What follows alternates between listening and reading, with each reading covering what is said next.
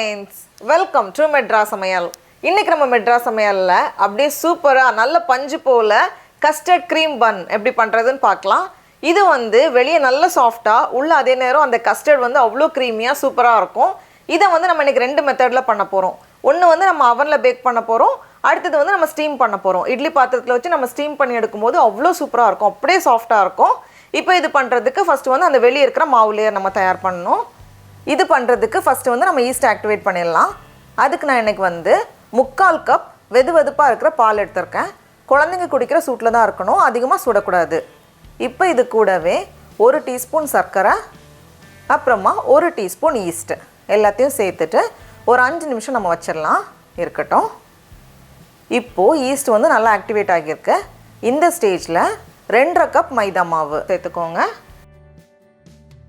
இப்போ இது கூடவே 1/4 டீஸ்பூன் உப்பு, 3 டேபிள் ஸ்பூன் சர்க்கரை சேர்த்துட்டு இதை நம்ம கலந்து விட்டுறலாம்.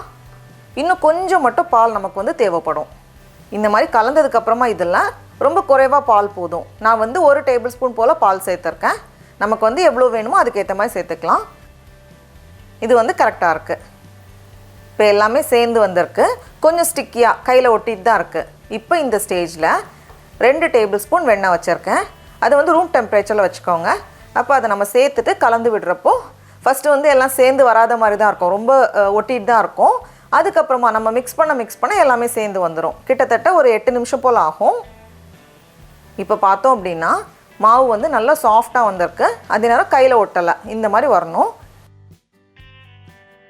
இப்போ இது மேலே கொஞ்சமாக எண்ணெய் தடவிட்டு இதை மூடி வச்சிடலாம். இது வந்து கிட்டத்தட்ட 1.5 மணி நேரம் போல் இருக்கட்டும். அது வந்து அப்படியே டபுள் ஆகி வரணும். இப்போ மாவை புளிக்க வைக்கிற நேரத்தில் நம்ம வந்து உள்ளே வைக்கக்கூடிய அந்த கஸ்டர்ட் க்ரீம் லேயர் தயார் பண்ணணும். நம்ம இன்றைக்கி வந்து எக்லெஸ்ஸாக பண்ணுறதுனால நான் வந்து கஸ்டர்ட் பவுடர் எடுத்திருக்கேன். ஒருவேளை நம்ம வீட்டில் வந்து கஸ்டர்ட் பவுடர் இல்லை அப்படின்னா இதுக்கு பதிலாக நம்ம கார்ன்ஃப்ளவர் கூட சேர்த்துக்கலாம். அதுக்கு ஒரு பேனில் 2.5 டேபிள் ஸ்பூன் கஸ்டர்ட் பவுடர் சேர்த்துக்கோங்க. அப்படி இல்லைன்னா கார்ன்ஃப்ளவர் கூடவே 3 டேபிள் ஸ்பூன் அளவுக்கு சர்க்கரை. கடைசியாக இதில் வந்து நம்ம பால் சேர்க்கணும். நான் வந்து மொத்தத்தில் 1 கப் பால் வச்சுருக்கேன். அதுலேருந்து கொஞ்சமாக ஒரு 2லேருந்து 3 டேபிள் ஸ்பூன் போல் சேர்த்துட்டு ஃபஸ்ட் இதை வந்து நம்ம கரைச்சிட்டு மீதி இருக்கிற பால் சேர்த்துக்கலாம். இப்போ இந்த மாதிரி நல்லா கலந்ததுக்கப்புறமா இதில் நம்ம மீதி வச்சுருக்கிற பால் மொத்தத்தில் 1 கப் பால் சேர்த்துட்டு நம்ம வந்து கலந்துட்டு இப்போ நம்ம ஸ்டவ்வை ஆன் பண்ணணும். நம்ம ஸ்டவ்வை ஆன் பண்ணிவிட்டு நம்ம சூடு பண்ணும்போது கொஞ்சம் நேரத்தில் லைட்டாக கொதித்ததுமே அது வந்து கெட்டியாக ஆரம்பிக்கும். இப்போ இந்த மாதிரி நம்ம கலந்து விட்டுட்டே இருக்கிறப்போ டக்குன்னு வந்து அது திக்காக ஆரம்பிச்சிடும். இப்போ பார்த்தோம் அப்படின்னா எல்லாமே சேர்ந்து நல்ல ஒரு க்ரீமியாக வந்திருக்கு. இந்த ஸ்டேஜ் வந்ததும் 2 டேபிள் ஸ்பூன் வெண்ணெய், அன்சால்டட் பட்டர் தான் எடுத்திருக்கேன், சேர்த்துட்டு நம்ம கலந்து விட்டுட்டோம்னா போதும். இந்த மாதிரி கொஞ்சம் கெட்டியாக வந்ததும் நம்ம ஸ்டவ் ஆஃப் பண்ணிவிட்டு இதை வந்து ஒரு பாத்திரத்தில் மாற்றி வச்சிடலாம். இது வந்து நம்ம ஃப்ரிட்ஜில் வைக்கிறதுனாலும் ஓகே தான், வெளியே வச்சாலும் அப்படியே செட் ஆகிரும். அதனால் நான் வந்து வெளியே தான் வைக்க போகிறேன். ஆற வச்சிடலாம். இப்போ நம்மளோட மாவு பார்த்தோம் அப்படின்னா நல்லா அப்படியே டபுள் ஆகி வந்திருக்கு. வழக்கம் போல் ஒரு டிஷ்ஷும் கொடுத்துடலாம். குளிர் காலத்தில் வந்து ஒரு 2 மணி நேரம் போல் ஆகும்.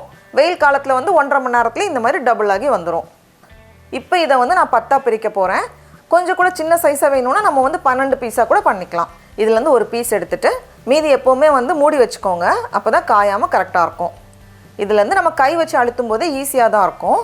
இந்த மாதிரி நம்ம கையை வச்சு அழுத்திடலாம். அந்த ஓரங்கள் வந்து கொஞ்சம் மெல்லிசா, நடுவில் வந்து கொஞ்சம் குண்டா இந்த மாதிரி அழுத்திட்டு இதை வந்து நம்ம திருப்பி போட்டுட்டு மறுபடியும் ப்ரெஸ் பண்ணிட்டோன்னா போதும். அப்படி இல்லைனா சப்பாத்தி கட்டை வச்சு ரோல் பண்ணுறதுனாலும் ஓகே தான்.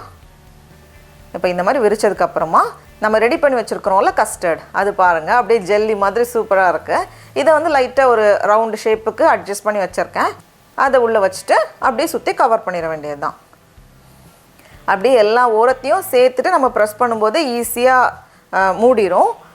எந்த கிராக்கும் இருக்கக்கூடாது. கிராக் இருந்துச்சு அப்படின்னா அந்த கஸ்டர்ட் வெளியே வர வாய்ப்பு இருக்குது. அதனால் கிராக் இல்லாமல் நல்லா ஸ்மூத்தாக இந்த மாதிரி பண்ணிக்கோங்க. அதுக்கப்புறமா அப்படியே இந்த மாதிரி நம்ம சாஃப்டாக இது பண்ணும்போது நல்லா ஸ்மூத்தாக வந்துடும். பாருங்கள், இந்த மாதிரி பார்க்கவே அழகாக இருக்குது. இப்போ இதை வந்து நம்ம அடுக்கி வச்சிடலாம். நம்ம வந்து 5 பன்னை வந்து அவனில் வைக்க போகிறோம். 5 பன்னை வந்து இட்லி பாத்திரத்தில் வச்சு வேக வைக்க போகிறோம். அதனால் 5 அவனில் வைக்கிற 5 இங்கே வச்சுருக்கேன். இதை வந்து மறுபடியும் மூடி வச்சிடலாம். அதே மாதிரி இட்லி பாத்திரத்தில் வைக்கிறத வந்து இந்த மாதிரி ஒரு ஓட்டை போட்ட ஸ்டீமரில் வச்சுருக்கேன். கீழே வந்து ஒரு பட்டர் பேப்பர் வச்சுக்கோங்க. அப்படி இல்லைனா லேசாக எண்ணெய் தடவிக்கோங்க.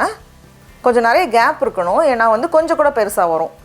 இப்போது இட்லி பாத்திரத்தில் கீழே தண்ணி வச்சுருக்கேன். இதை வந்து நம்ம உள்ளே வச்சிடலாம். உள்ளே வச்சுட்டு மூடி வச்சுக்கோங்க, அப்போ காயாமல் இருக்கும். இது வந்து ஒரு 30லேருந்து 40 நிமிஷம் போல் இருக்கட்டும். நான் வந்து 30 நிமிஷம் அப்படியே வச்சுருந்தேன். பார்க்குறப்போ இன்னும் நல்லா சாஃப்டாக வந்திருக்கு பாருங்கள். இப்போ இதை வந்து நம்ம ஸ்டவ் மேலே வச்சுட்டு சூடு பண்ணணும். இப்போ நம்ம ஸ்டவ் ஆன் பண்ணிவிட்டு மீடியமை விட கொஞ்சம் அதிகமாக வச்சுருக்கேன், மீடியம் ஹையில் வச்சுருக்கேன். அதுனா ரொம்ப ஹையாகவும் இருக்கக்கூடாது, ரொம்ப குறைவாகவும் இருக்கக்கூடாது. இப்போ இதை வந்து 8லேருந்து 10 நிமிஷம் போல் நம்ம வேக வைக்கணும். 10 நிமிஷத்துக்கு அப்புறமா ஸ்டவ் ஆஃப் பண்ணிவிட்டு அப்படியே வச்சுக்கோங்க, மூடி நம்ம ஓப்பன் பண்ணக்கூடாது. இன்னொரு 5 நிமிஷம் அப்படியே இருக்கட்டும். நான் வந்து 30 நிமிஷம் அப்படியே வச்சுருந்தேன். பார்க்குறப்போ இன்னும் நல்லா சாஃப்டாக வந்திருக்கு பாருங்கள். இப்போ இது மேலே கொஞ்சமாக பாலை வந்து நம்ம அப்படியே ப்ரஷ் பண்ணிடலாம். இந்த மாதிரி நல்லா ப்ரஷ் பண்ணதுக்கப்புறமா இதை வந்து நம்ம அவனில் வச்சு பேக் பண்ணணும். அவனை வந்து 175 டிகிரி செல்சியஸ், அதாவது 350 டிகிரி ஃபாரன்ஹீட்க்கு 10 நிமிஷம் ப்ரீ ஹீட் பண்ணிவிட்டு உள்ளே வச்சுக்கோங்க. கிட்டத்தட்ட 16லேருந்து 18 நிமிஷம் போல் ஆகும். இதை நான் ஆஃப் பண்ணதுக்கப்புறமா 5 நிமிஷம் அப்படியே வச்சுருந்தேன். பார்க்கவே அவ்வளோ நல்லா சாஃப்டாக இருக்குது. இப்போ இதை நம்ம வெளியே எடுத்துகிட்டு பார்த்தோம் அப்படின்னா பாருங்கள் எவ்வளோ சாஃப்டாக இருக்குன்னு. அப்படியே பஞ்சு பஞ்சு போல் இருக்கும். இது வந்து எவ்வளோ நேரம் ஆனாலும் இதே அளவு சாஃப்ட்னஸோடே இருக்கும். பாருங்கள் உள்ளே இருக்கிற அந்த கஸ்டர்ட் லேயர்லாம் ரொம்ப சூப்பராக வந்திருக்கு. அவ்வளோதான். இதை வந்து நம்ம ஒன்று சாப்பிட்டாலே நல்லா நிறைவாக இருக்கும். எனக்கு சரியாக 17 நிமிஷம் போல் ஆச்சு அவனில். இதை நம்ம வெளியே எடுக்கிறப்போ நல்ல ஒரு கோல்டன் ப்ரௌன் கலர் வந்திருக்கு.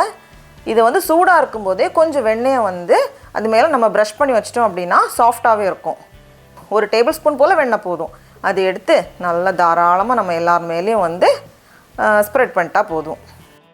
இதுவும் வந்து ஆறுனதுக்கப்புறமா பாருங்கள் எவ்வளோ சூப்பராக இருக்குன்னு. அப்படியே பன் வந்து அவ்வளோ நல்லா சாஃப்டாக இருக்குது.